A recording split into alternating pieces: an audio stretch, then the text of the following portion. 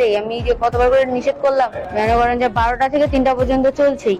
হুমকি দিচ্ছিল, বলতেছিল কট দিবে, বলতেছে তামিমকে পুলিশে ধরা দিবে, যে সে বলতেছিল। তো সেই জন্য ওদেরকে দিতে হইছে।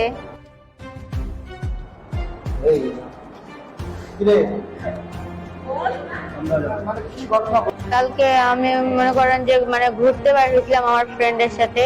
তো ওই হচ্ছে আমাকে ভুলভাল বুঝায় গোডাউনে নিয়ে গেছে। ওখানে নিয়ে যায় আমার উপরে মানে আমাকে ধর্ষণ করা হয়েছে। ওরা 3জন মিলে আমাকে জোর জবরদস্তি করে ধর্ষণ করছে।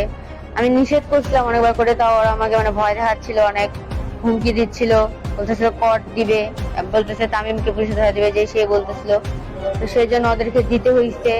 আবার ফের আমি যে অসুস্থ হয়ে পড়ছি ওরা ওটা দেখেই না, ওরা আমাকে জোর করে করতেছে। আমি যে কতবার করে নিষেধ করলাম, ওরা আমাকে বাথরুমে নিয়ে যে ধুয়ে নিয়ে আসে আবার করতেছে। আমি এটা হচ্ছে আমার উপরে মনে করেন যে 12টা থেকে 3টা পর্যন্ত চলছেই। তারপরে পুলিশ এসে উদ্ধার করছে, নাহলে তো আমি কালকেই ওখানেই মরতাম। ওরা হচ্ছে বাইক নিয়ে বাইরে ছিল, ওরা 3টার দিকে বাসায় যাওয়ার জন্য।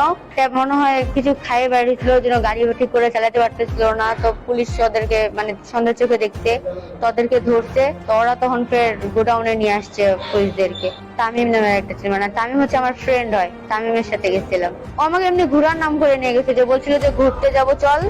তো আমিও গেছি। তো পরে ওই আমাকে ওইখানে নিয়ে গেছে। এটা হচ্ছে রাত 11টার ঘটনা। না, আমি বিকালে বের হয়েছি। বিকালে বের হয়ে আমি মুন্সিহাট ওদিক গেছিলাম, তারপর ওর সাথে দেখা করছি। আমি ন্যায় বিচার চাই।